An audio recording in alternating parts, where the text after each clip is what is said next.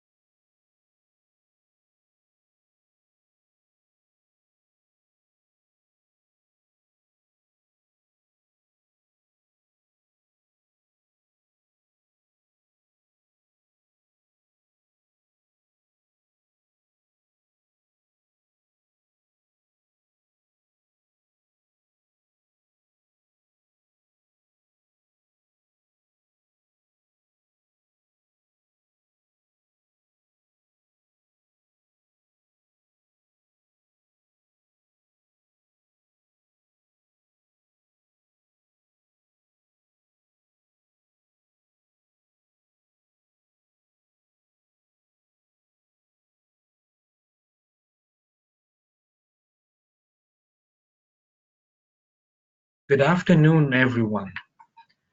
I would like to welcome all of you for joining us today. Our topic for today is the Paperless Playbook for accounting firms. My name is Lovepreet, and I'm an account manager at Intuit, managing the Alberta space, and I'll be moderating the webinar for you today.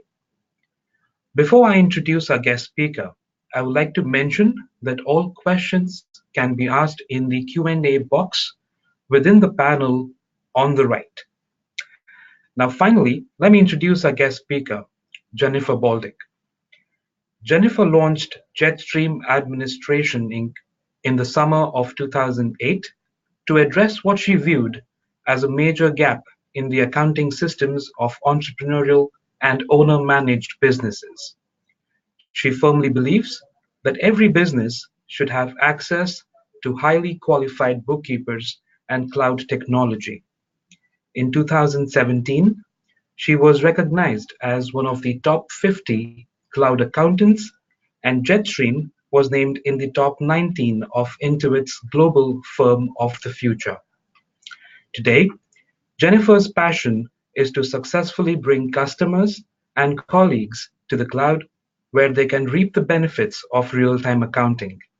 Helping others achieve their goals is what drives Jennifer to keep learning and growing. And what does she have planned for the next 10 years? As a profit-first professional, she will be focused on improving the profitability of all entrepreneurial and owner-managed businesses. I shall now pass the mic to Jennifer. Well, good day, good afternoon, and good morning, everyone. Thank you so much, Lovepreet, for such a wonderful introduction. I really appreciate that. Thank you. Thank you, Jennifer. And how is my sound? Can everyone hear me okay? Yes. Fantastic. So, as Lovepreet mentioned, my name is Jennifer Bauldic, and I am going to be presenting today.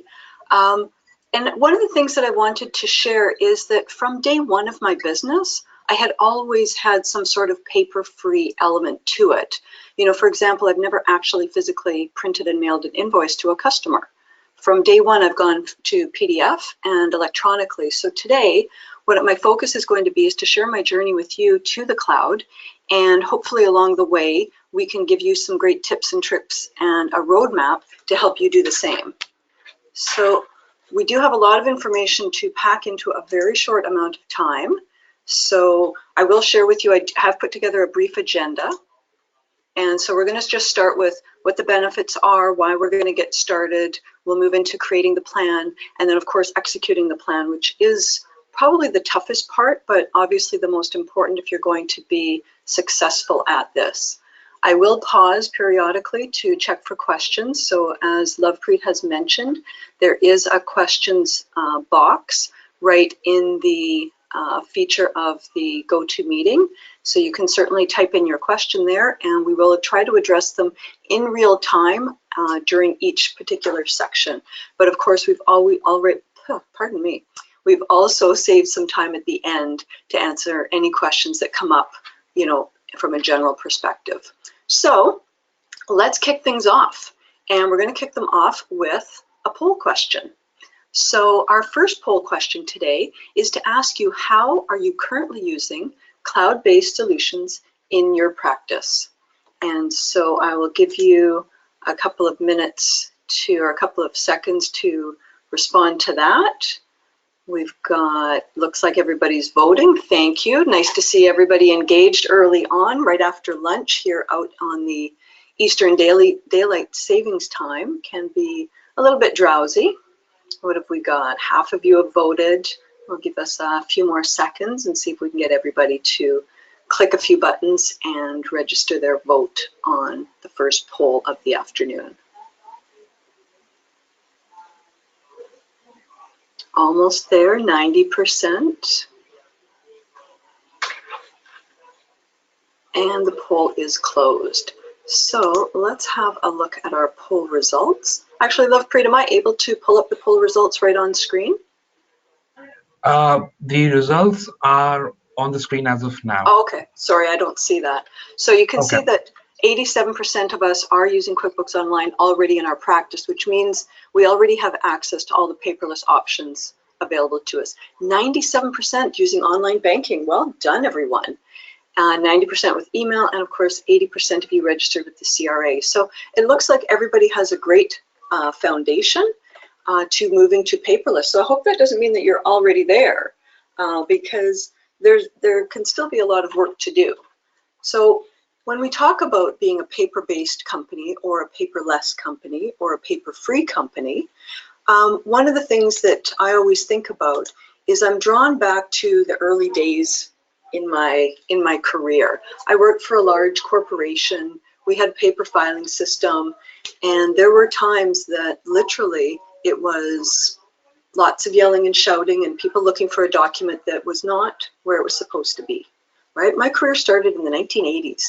That's before cloud apps, before email, before faxes, and yeah, of course, before the internet even. So my very first job was to take care of the filing, and that's what I did all day long, every day, 8 hours a day. And so all the filing happened, paper cuts, it was not my favorite thing, but during that time, I found a whole bunch of strange looking objects in all of these file paper folders. And so I brought this to my manager and said, like, what are all these things? And of course, it was a huge shock to her. There was, again, more yelling and screaming, where I had found the client molds that were worth tens of thousands of dollars that had been lost many weeks ago or many months ago, and no one knew where they were and no one had been able to find them. So a bad filing system can be very costly to your business. And that was really the first motivator for me to move to the cloud and to be paper-free. I find, for me, it's much easier to locate everything that I'm looking for when I'm looking for it electronically and not physically. Now, I'm going to pause just for a second because I had intended to turn on my video camera, which I'm going to do now, and say, hello, everybody. My name is Jennifer, and then let's continue and talk about what the benefits of going paperless truly are. So there's pros and cons. You've already been working with paper, likely. Your office may or may not look like the paper-based diagram that I've shared here, but I chose it to really illustrate the clutter, the volume, the busyness of what a paper-based system looks like. You've got your current files. They need to be archived by fiscal year. You may need to go back to a previous fiscal year and dig out these files. So there's a lot of moving around, which leads to a lot of opportunity for damage, loss, misfiled systems, right? The illustration here I just want to bring to your attention is, which office do you want to work in, right? I like the one that's got a lot of floor space, that people look like they're getting their work done without any kind of complication. I don't know who's working in that diagram with all the paper. There may not be anybody at that desk, right? So as we start visualizing our journey from being a paper-based firm to being a paperless or a paper-free firm, the first challenge I like to put to you is take a picture of what your office looks like now with all the paper in it, right? Because to watch the contrast as you go through the journey can be kind of a lot of fun. So what other benefits might there be? I mean, yes, it looks nicer, but there's some real measurable benefits also to going paperless. Number one, of course, is time savings, right? If you go back to when I started my career, my full-time job was to file, right? That's a whole salary right there. And today, with the benefits of being electronic, being cloud-based, everybody can do their filing themselves, or you can have an app that does the filing for you. You can certainly use apps to do all the retrieval for you. And so those time savings can really add up. And that is something that you can measure for your firm over the next 6 months, a year, 2 years, once you are able to make that transition to going paperless. Security from break-ins is another great example of how being paperless can be a huge benefit and how being cloud-based can be a huge benefit.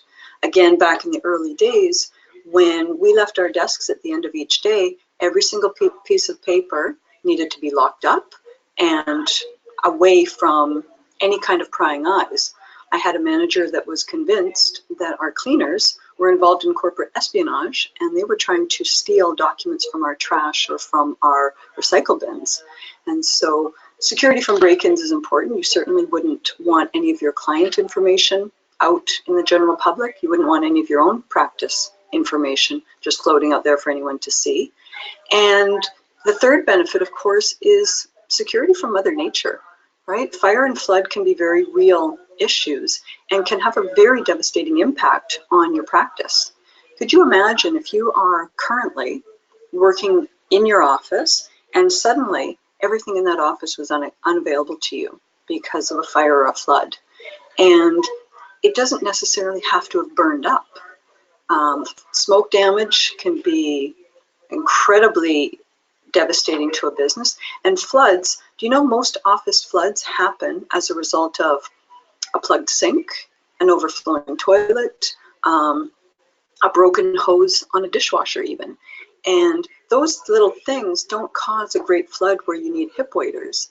Those things will cause 1 or 2 inches of water on your floor everywhere, and everything it touches, it will absorb up. And so, number one, whether you choose to go paperless, paper-free, or what have you, please take a look around your office and get everything up off the floor. Anything that could be permanently damaged from water should be a minimum of 2 inches above the ground. So thank you for letting me share that little rant, but it's important, and I've worked in a number of offices where they didn't follow that protocol, and it was devastating. So again, think about these things as you're looking around your office and as you're beginning your journey. But the biggest benefit that you are going to gain from going paperless or paper-free is the improvement to customer service. I can't tell you the big smile that I see on customers' faces when they come into my office and they look around and they say, well, every other accounting firm or bookkeeping firm that I've been to have boxes and boxes and stacks of paper everywhere. Most of them, of course, secured with elastic bands, but all of this paper, and then they come into my office, and our desktops are neat, our counter spaces are clear, one filing cabinet, and that has a real impact on how your customer experiences that first impression of working with you. It gives them confidence, makes them happy, makes them feel trusting that you are going to keep their information secure and safe from theft, harm, or any other kind of damage. So that's the one impact that we noticed right away, and we're immediately given that feedback from our customers. Improved workflow, right? Again, you don't have one person that's going to be assigned to the drudgery of filing. That can improve morale of your whole team, right? If people don't have to take care of filing, because I'm pretty sure 90% of offices, when you assign filing to somebody, there may be a little bit of grumbling. And if you can kind of eliminate that task that nobody wants to do, take away that task dread, then you've got happier employees, you've got a happier team. Of course, a happier team works harder, works smarter, and does a better job of serving your customers. So to me, that's a win-win-win. You're happier, your customers are happier, and your team are happier. So that's the biggest reason and the biggest motivator for myself to take my company paperless. So right here, I'm just going to take a brief pause. Do we have some questions, Lovepreet? Anything that we should address before we move on to the next section? Yes, Jennifer, we have a question from Amanda, and the question is that what are the CRA regulations regarding keeping paper receipts or digital scans? That is a great question, Amanda, and the answer to that is changing. If you go to the CRA, I don't have the bulletin number at my fingertips right now, but the CRA's position is twofold. One, you must be able to reproduce being their word, and submit to them any documents, receipts, or bills that they require if they are making an examination or an audit of your practice or of one of your customers. The second element that they do have shared in the bulletin is that any document that has arrived to you digitally is accepted as the original form of that document.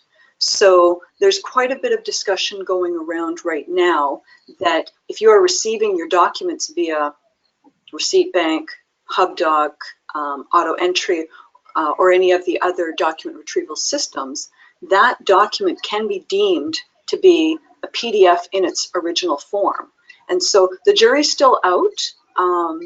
I've been through a number of different exams and audits with the CRA on behalf of our customers. And so far, every examiner and auditor that we have worked with have accepted PDF format as original and as the acceptable way of submitting the proof of expense, receipt, or other financial documentation. So I hope that answers your question. Anything else going on right now, Lovrito? Shall we continue? We can continue, Jen. Excellent. So getting started. So getting started is always the toughest part of any project. And this is a project. I don't want to mislead anybody into thinking that you can wake up one day and decide that your company is going to be paperless. It is a process. And there's three main things to get started. Obviously, you need to determine where you are right now. You need to decide where you're going to keep everything. And you need to make an investment to make sure that you have the right technology to allow you to be confidently in the cloud and paper free. All right, so we're going to talk about each of these in a little bit more detail. So number one, taking inventory of what you're doing right now, right? Everybody replied that they're using email, they're using online banking, they are using QBO. So what are all those different elements, and where are all the different locations that you are keeping your customer files and your company's files? I know lots of people that think of email as a filing system, and that's not necessarily, in my opinion, the safest place for your documents. If every engagement letter that you've ever received signed back and every confidentiality agreement or NDA is sitting in your email, and there's a catastrophic fail with your email, what are you going to do? You can't retrieve that, you can't access it, you can't share it, it's gone. It limits you if you decide that you want to go from one platform to another. And so, you know, for us here, we PDF anything of value and save it to our cloud system, because that way, if a client says, well, no, our engagement letter says X, in an instant, I can have a copy of that engagement letter in front of me and review the expectations on both sides. It eliminates confusion. It gives confidence to your customers that you're on top of things, and it can make everything a little bit more efficient. The next question that you need to ask yourself is, where are you storing stuff? Are you keeping it locally on your computer? Do you have a server, possibly? We used to have a server in my practice, both a physical server in our office as well as a VPN cloud-based server. Where else do you keep your documents? Do you have a practice management system? Maybe Practice Ignition, Proposify. There's probably 6 or 7 or 8 others that could be mentioned that maybe are keeping your customer engagement letters in workflow. You may have, as we mentioned earlier, the document retrieval apps. You might be using Receipt Bank, HubDoc, and the like. And who knows, maybe you have some paper. Maybe that other is your paper filing system. And right now, everything are in those drawers, hopefully filed the way you want them to be. But you need to take stock of all of that, right? And where is everything? How accessible is it? Who has access to it, right? Maybe you've got a room where all your filing systems are, and only certain people have a key to that room, so that's how you're keeping your documents and your data safe. Where else do you keep your data? One of the things that often gets missed on this is maybe you're keeping your data in Slack. I've got customers that like to communicate via Facebook Messenger. So there's a lot of different places where all of those communications and all of those documents could be residing.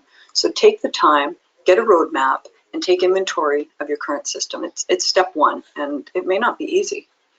So what are we going to do next? Well, next you need to think about, okay, you've gathered all of these things. Where am I going to put them? Where is that safe keeping that I'm going to be happy about? So I've listed 5 different ones here on the screen. Box.com is the one that we use, which is why it's first there.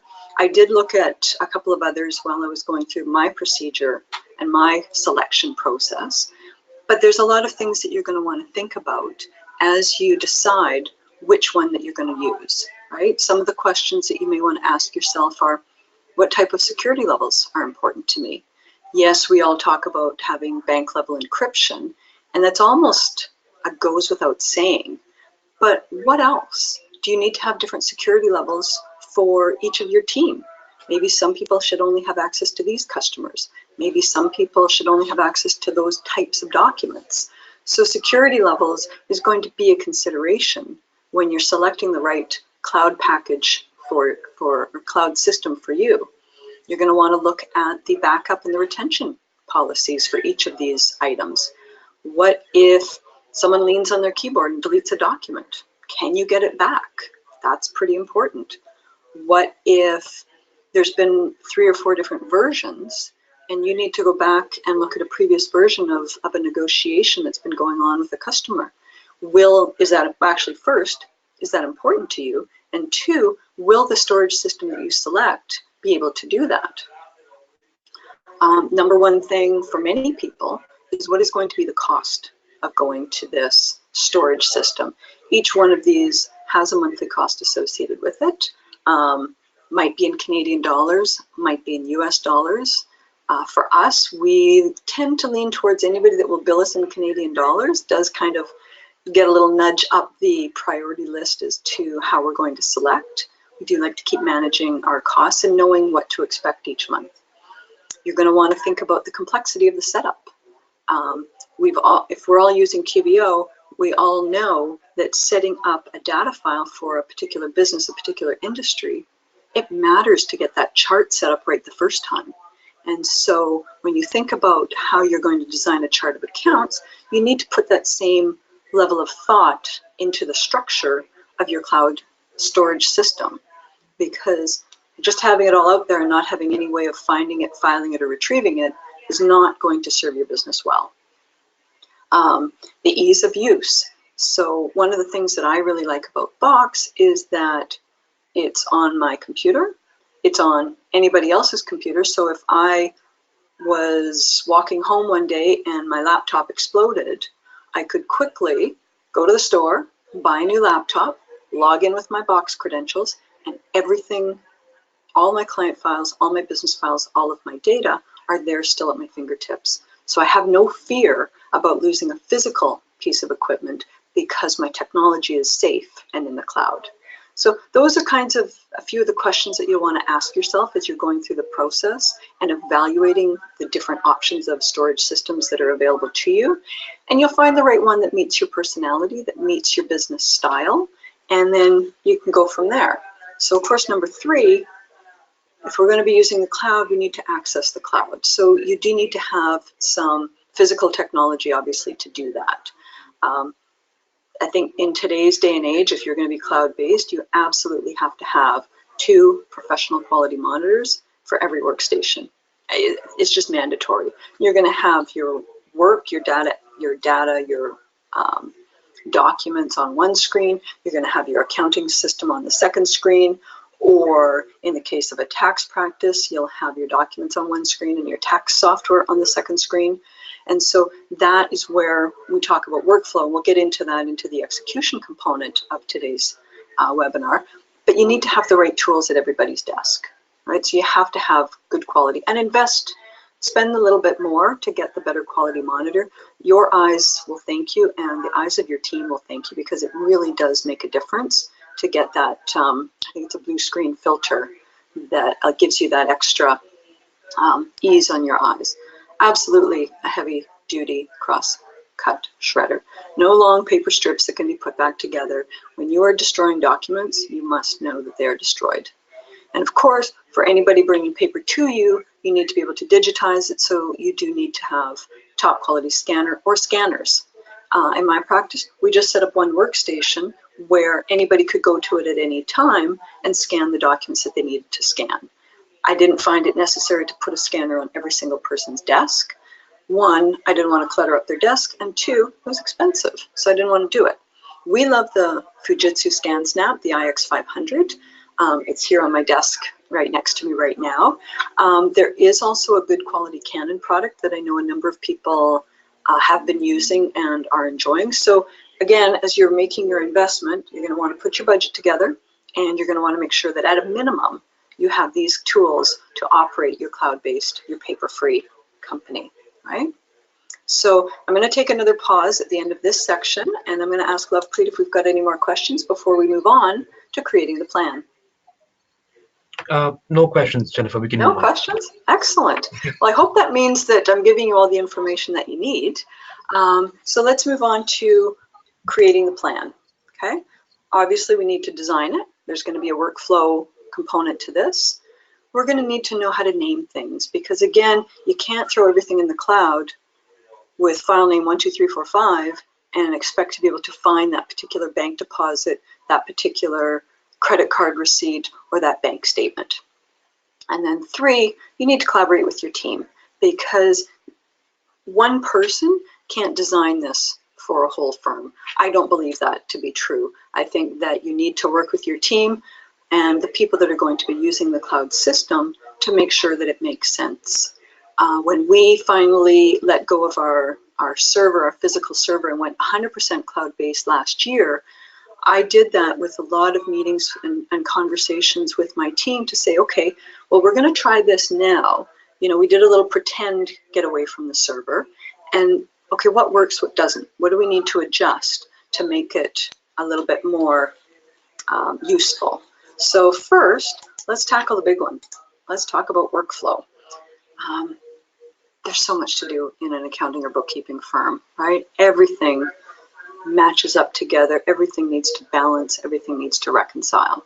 So setting up a cloud-based, a paperless company is no different. You need to think about all the different ways that documents and data are coming to you. You need to think about how you can change those methods to be paperless or paper-free, using your document retrieval, using your on system or your cloud-based storage system. You know, to take a step back, our box.com, we connect it to every single one of our customers. So many of them will just drop the information directly into Box. They don't necessarily go through a document retrieval like Receipt Bank or HubDoc. We give them the option because our workflow internally is set up and designed to handle that.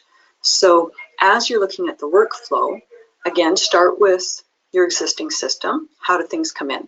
Do we get a box, a bag, a shoebox of data? And then does it need to be scanned in order to make it paperless? Are we able to educate our customers and convert them to converting the paper to data and then sending it along to us? So focus initially on how everything is coming into your office, where it's going to live, and how it's going to be processed, right? And try different things. When we implemented into my practice, we talked to a couple of our super favorite, super loyal, super communicative customers and said, okay, this is what we want to do. Will you work with us and let us use you as our guinea pig, as our test pilot, to make sure that we get it right? And not every customer would agree to that, but you know who you're working with and you know the personalities of the people, of your customers. And so pick 1 or 2 of them and let them help you design that system. Because when you go paper free, again, it's not just you and your company that benefit, it's going to be your customers that benefit. So if you include them into this planning section, then you can really provide a nice wow factor and a really pleasant experience for them as you go on to next steps, right? So what I was just talking about was to create that plan, right? So your basics that you absolutely have to have is your document retrieval app, your scanning station, your cloud storage, and then what your processes are, whether you're going into QBO to a tax file, whether you're paying supplier bills or employees on behalf of your customers, or whether you're a tax firm and your output is going to be income tax returns. And many people today don't print those anymore. That was a bit of a shock to me that they didn't physically have to be printed. And I like to think of myself as pretty forward thinking, but it was a delight to find out that I didn't need to get that great big tax return physically when it could be shared and signed electronically. So, you know, these are the things that I would challenge you to think about that, okay, well, this is how it's always been done. acknowledge that. But ask yourself, is there a better way? Because there probably is, right? So we're just going to spend a brief amount of time on that, and then we're going to move into executing the plan, right? A big important part is how you get it done. So we've talked, I'm just going to review for a minute.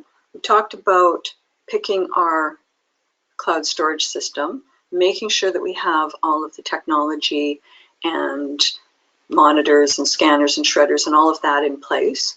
We've talked to our team and made sure that they're on board with this and that they're involved with executing the paperless transition.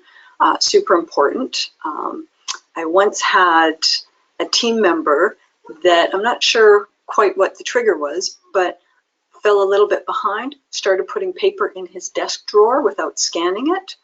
And imagine my surprise when I went looking for this paper, or the documents online, I should say, and they were nowhere to be found. I kind of freaked out. It was completely random that we discovered that the paper was in his desk, and when I talked to him about it, he had an anxiety over the change to paperless and thought he would catch up on it later. And so I share that with you because change can be really hard. We get into habits, we get into routines, and intellectually, you and your team may say, absolutely, we want to go paperless, we want to be paper-free, but there's quite a few adjustments that you need to make mentally to go from, okay, this is how everything's been done, and now I need to do it a different way. So pick a date once you've talked about what your workflow is going to be looking like, who is going to be your test pilot staff, actually, and your test pilot customers, and pick a date where that super tiny team is going to start the testing and implementation of your paperless workflow. Assign a point person, probably not you, unless you're a small firm and you are the firm. If there's more than one of you, do assign someone else. And the reason that I suggest that is to get a different perspective on how this looks. One of the things that I learned early on in my career is that when you put more brains into a conversation, you get more perspectives. And the favorite accusation I've ever had from a colleague was I had been trying to get some answers that I needed or some information from her in order to complete my work. And I emailed her the first day. I think I left her a voicemail the second day. The third day I went into her office and asked her the question. And she looked up at me and she said, Jennifer, she said, stop it. You keep coming at me from a different angle. And I kind of laughed and I said, well, you know, so-and-so, I'm just trying to find the way that works for you, right? I emailed you and I didn't get a reply. So maybe that's not your favorite way of communicating, right? I tried leaving a voicemail. You didn't call me back. So I thought, okay, maybe that's not your favorite way. So I said, so today I'm in here talking to you in person. And so we both had a good laugh. We solved the problem together and determined what was going to be the best way for us to solve that problem. Turns out she just wanted a weekly meeting, but didn't think to tell me that. So be persistent in this. Ask questions. Ensure that your idea is not the only idea. Get the feedback from your team. Ask them how they are currently executing. Ask them how the impact of change X, Y, or Z is going to improve or affect that. Because the people that I've worked with over the years are completely happy to have something take a little bit longer while they learn it and they become comfortable with it and become a little bit more knowledgeable. I think for those of us on the call that have started using apps, you know it was not all rainbows and unicorns or sunshine and angels the first time you used it. It was a bit awkward.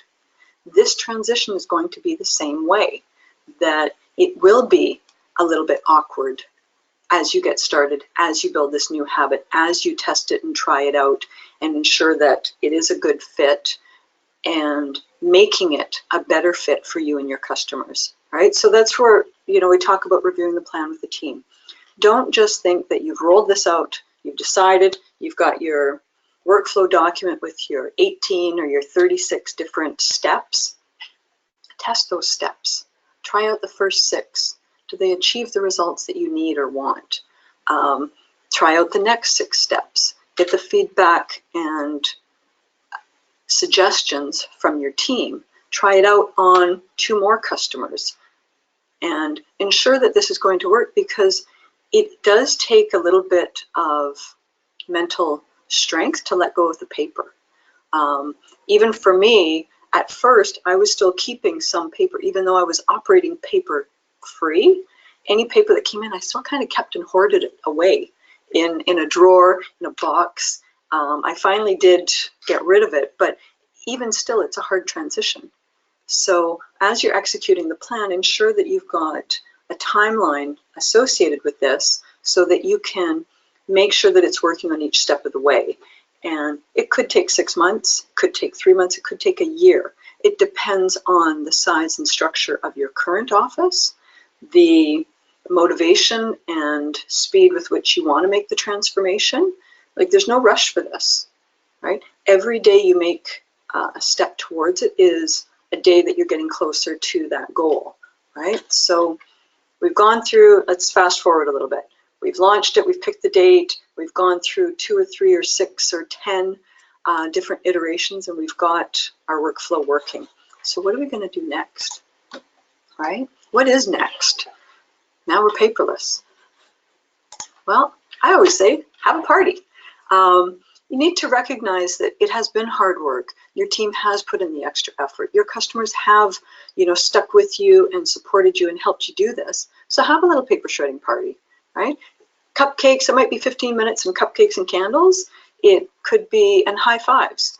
It could be a lunch. Whatever works for you and your team from a reward system, do have an acknowledgement that says, hey, you know what? We all worked together and we achieved this, and we should be proud of that, right? It's quite an accomplishment to go from paper to paper-free. And of course, as you're having your paper shredding party, take some pictures, right? Compare them to what your office looked like beforehand to what it looks like now.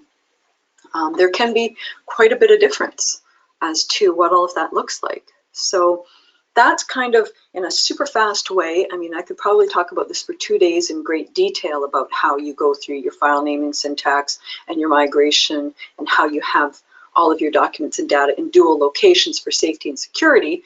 But I wanted to condense this, into something that at the very least will get your interest and get you moving. So we've walked through very quickly what you need to do, how you need to plan it, how you need to put it together, and how you need to execute it. And I think that puts us in really good shape for our next poll question. And so as you're thinking about what we've talked about today, what do you foresee will be the biggest challenge to your conversion to paperless? And I'm going to make a slight assumption here that you are interested in having less paper in your office. So I've opened up the poll. Would love to see how everybody is responding. Looks like everybody's voting, 30%. Nice, we'll keep it open for a little bit longer. Another 5 seconds, I think, is how this works. And I didn't leave a section for other because I feel like we can talk about that in the Q&A component. So the poll is now closed, and 61% of you educating your customers. And isn't that interesting? My experience was educating my team was the tougher part. My customers, they were on board. When I said, oh, here's your link to Box, or oh, here's how you use Receipt Bank, they gobbled it up with excitement and energy. So I'm interested to learn more about how the education, maybe that's a fear that when you get through those first couple of test customers, maybe that fear can be tamped down a little bit. Budget, absolutely. Cost is always a factor. And dedicating the time after. With every project, there has to be after. So thank you so much for answering that poll. I do see that there are a couple of questions, Lovepreet. I'll turn it over to you to let me know what's going on there. Yes. So the first question is from Carol. She asks, is Box.com a Canadian firm? Box.com is not a Canadian firm. I do recognize that many people have concern about where your data is hosted. And I did look into that quite closely when it came to Box. Box, if you go to their website, they are used by huge companies. They're used by Intuit. They're used by Coca-Cola. They're used by large multinational companies, which for me, as a little tiny bookkeeping firm, gives me confidence that they understand security and they understand how costly downtimes could be. So they will bill you in Canadian dollars, which is always a factor for me, but your data will be hosted in the US. That is a true statement. Okay. The next question is, what app do you use to annotate PDF secured documents like bank statements? He needs this, for example, for bank accounts reconciliation. I'm not sure I fully understand the question. What do you use to annotate PDF secured? So when we are receiving the bank statements, we have them pulled in through document retrieval. Some of our customers, we actually have third-party authorization, so we retrieve the statements ourselves. So we'll keep a copy of the statement, and then right next to it, we will save a copy of the reconciliation report. So I don't think I'm quite answering your question there. But maybe if you want to send in a clarifier, I'd love to answer that. ShareFile, I don't know where ShareFile keeps its data. I'm going to guess probably not Canada. I do recall looking into them, and I had an unfortunate experience with asking and trying to get some questions answered. I completely support ShareFile. I know lots of my colleagues are using it and love it, so I don't have anything negative to say, but it wasn't the right solution for my practice. Okay, is there anything else? Yes, there's one more question from Jason. Sure. He says that I see there is a cost per user. Yes. I assume that is on the firm side. Is there a cost for giving clients access? So as it relates to Box.com, their criteria is if you have 3 internal users, then you can opt for their package that allows you unlimited client access. So what that means is I can give access to every single one of my customers and a number of my suppliers as well, because I like for them to be able to send me information or share confidential data. I don't want to email it. I hope everybody on the phone call knows that emailing financials, social security, social insurance numbers, T4s, none of that is okay through regular email. We are required to keep it secure. So by using, I think ShareFile Citrix has that secure email component. For many years, I used eCourier, which was another safe and secure way of sharing sensitive data via email. And now with Box, I can send a link and that data is shared securely behind the proper encryption and the proper safety and security. I hope that answers the question. Oh. And so I'm going to jump ahead. Lovepreet, is there anything else that we want to talk about? Yes, there's one more question. It says, there are several PDF software programs that allow you to annotate PDFs. He gives an example. It says Nitro Productivity Suite. Have you heard about that? I have, actually. In my practice, we actually use the Adobe Acrobat full PDF software. So you can annotate with Nitro, you can annotate with Adobe. I do believe there's 2 or 3 others as well that will allow you to put comments and notations right onto a PDF file. Sure, Jennifer. Okay. Thank you. Nice. So before we go into the Q&A, I just wanted to share with you a recap. So one of the things that I always need when I'm trying to learn something is please give me a roadmap.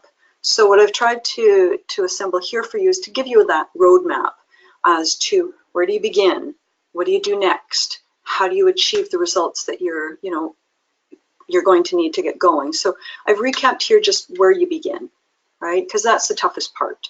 I think for most of us, if we have the right foundation, we can get to that goal that we have in mind. So again, first, you want to talk about where is everything currently, right? And do take the time to really think about this. You know, one of the things that hadn't occurred to me originally was the number of text messages that I get from customers, and I need to capture that information. Or Facebook Messenger. I think many people are using Slack today, so you need to think about where everything is and how you're going to consolidate it, at least the valuable components of it, in one place. So we want to talk about what you like about your current systems, what habits you currently have. If you're a person that is not going to take a picture of anything, then you need to have a scanner at your desk. If you are a person that is not going to scan anything, you need to be able to take a picture with your phone. So think about the practicality and the actual day-to-day usability of the solutions that you're currently using, why you're using them, and what it is that you hope to change or achieve by going to paperless systems and a paperless workflow, right? When you're thinking about integrating, will Slack talk to your email system? Will it talk to your filing system? A great new app that I'm still figuring out is called Zapier. And what Zapier does is Zapier takes care of a ton of your menial tasks. So Zapier can be used to file your emails where you want them to be. It can be used to handle automatic replies when you get a new potential customer email. So it's another way and another evolution as to how cloud-based and paperless firms are operating, right? So you want to think about all of those things at the beginning part of your project as you're planning this. What do we have? How does it work? What does it look like, right? And then you're going to go into that whole selecting the storage system. Try them out, right? Actually try out the user interface. Make sure that it is going to be something that you like using, that you like working with. Last year, 2 years ago, when we were evaluating practice management softwares, all of them essentially do the same thing. But as I started evaluating the different options that were available to me, I discovered that, you know, one of them, I didn't like the background color. It just was a color that did not work for me. There was another one that was too colorful, right? And then I found one that only had 2 colors and it was just right for me.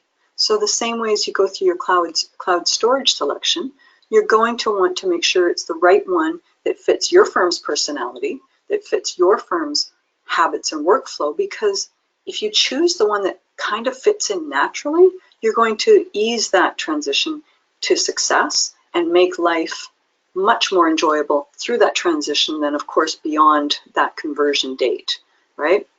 How do you want to start it? Do you want to just start and worry about all the past later? That's always an option. Depending on how much space you have in your office, maybe you start your paper-free journey now and wait till all that paper in your office gets old enough to shred it under the CRA regulations, right? So you're going to select that storage system, you're going to try it out, you're going to get using it, you're going to make sure that your file naming mechanisms are useful and effective. And of course, before you begin the actual implementation, you're going to want to make sure that you've got the right technology at everybody's desk. You know, I love the fact that in today's world, I can be anywhere, anytime, and answer virtually any customer question. And that does not mean that I want to work when I'm on the beach. That means that in the case that somebody needs something, it is not inconvenient for me to get them that answer. And happier customer, happier team, happier me is really always my goal, right? I love what I do, and those are people around me love what they do. And so when we can make the question and answer and delivery system seamless, it just fuels that enjoyment. So hopefully this is going to be a good roadmap to get you started. As your existing equipment, of course, you need to think about if your current computers are going to be fast enough, new enough to handle the new system. Again, test it out. So from there, we are going to just turn it over to full Q&A. So anything that you want to talk about or ask about the journey to becoming paperless, what tools to use, those kinds of things, I will turn it over to you, Lovepreet. I'm going to try and find my question module over here while we do that. Okay, so we have a couple of questions as of now. The first one from Lynn. The question is, how does Box compare to sending links to Dropbox files, the paid-for subscription?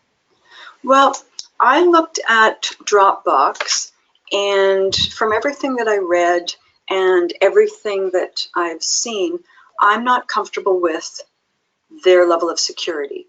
If I send you a link or I share files with you on Dropbox, you save all of those to your desktop, and I can never take them back. So if you become a disgruntled employee, you have access to all of that private, secure information of our customers, right? Confidentiality agreement aside, that kept me up at night. What I like about Box is I can decide how much access to share. So if I'm sharing a link to a CPA firm, say I'm sending the tax information, I can give them view access, I can give them download access, I can give them no download access, and so I can control whether or not they can just look at what I'm sending to them, or whether they can save it to their own computer or print it or not print it. So that is a huge difference to me between Box and Dropbox, which is what led me to the decision to choose Box. Okay. There's one more question here which says, how do you capture text messages from clients? Very complicated. I used to do a screenshot with my phone and then send that picture up into my Box files. Now I use a PC at my office and I have a Mac at home, and so it's still a screen grab, but I put it right into a section that I keep called meeting notes, so that the data gets pulled into my practice management, so it always remains part of the client file. But my second location is also going to be in my client file in Box, so that if I ever need to retrieve that original document, I have it at my fingertips. So yes, to answer the bigger question, with almost no exceptions I can think about, I keep everything in two places, because catastrophic fail of company A should not be catastrophic fail of my company. So not every location is as convenient as the core location, but I do try to keep everything in two places just in case, right? That's my hang on to paper and not wanting to let go completely. Okay. Are there any other questions that I can answer today? There are no more questions as of now, but yeah, we can wait for a couple of more minutes if there are any. Sure. Well, I certainly thank everybody for joining us today. We absolutely will stay here till 2 o'clock and answer any other questions or anything else that comes up as we're going through this. I think, Lovepreet, am I correct that the recording of this will be sent out? Yes, it will be sent out to the attendees tomorrow. Okay, perfect. So if you got pulled away for part of this or you've missed it, we certainly look forward to you getting to hear it tomorrow. What else? Does anybody have any questions about what kind of computer system or what they're using now compared to what they would like to use? Who wants to have a sell your filing cabinet party? I know that was the one thing that was a lot of fun for some of the customers that we've worked with, was when those filing cabinets got out of their office, they were able to add 2 or 3 more desks and grow their business, right? They were able to bring in more team members, bring on more customers, and grow their revenue and profitability for their firms. So if that helps as a motivator, I certainly would encourage you to think about what your office is going to look like after you've made that transition to paperless, or as you make that transition to paperless. And so, Jennifer, we have a question from Lynn again. The question is, do you have any recommendations for anti-blue light monitors?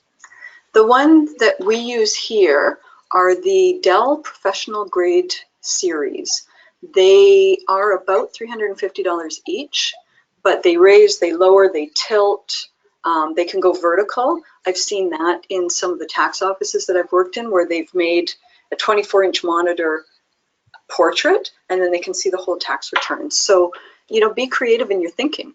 You don't have to necessarily have or use it in the exact same way as everybody else. What you want to do is think about what's going to be helpful to your practice, or think about if you've ever been doing something and go, oh, I wish that this could happen, or wouldn't it be nice if I could do that instead? Put that into your thought process as you're transitioning to paperless. I wish I could have a long, tall monitor. Go with that. I wish that I could have a keypad on my laptop. Add that, right? Those are the kinds of things that we challenge our thinking as we're going through this project transition. Okay. Okay, there's a statement again from Clara, and she says, it is comforting to know not all accounting offices are stuck into the whole paper thing. I try to explain the cloud option to my colleagues. Now I got ways to explain them why it is a good thing and it can help us. Yeah. Well, and Claire, a step at a time.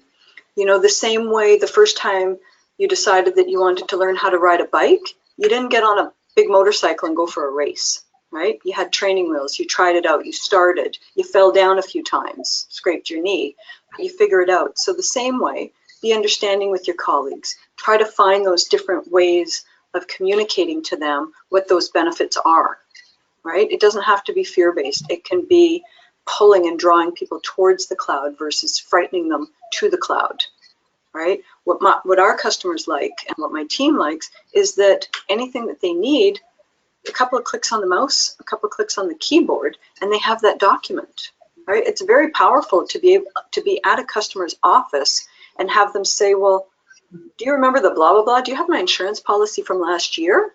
And you grab your phone and say, actually, I have it right here. Just 1 second. Let's read what that wording was, right?